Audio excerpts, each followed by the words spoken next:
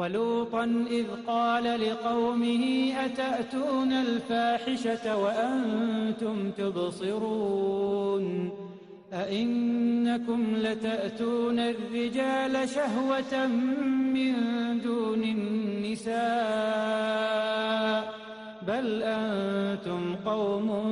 تجهلون فما كان جواب قومه إلا أن قالوا أخرجوا آل لوط من قريتكم إنهم أناس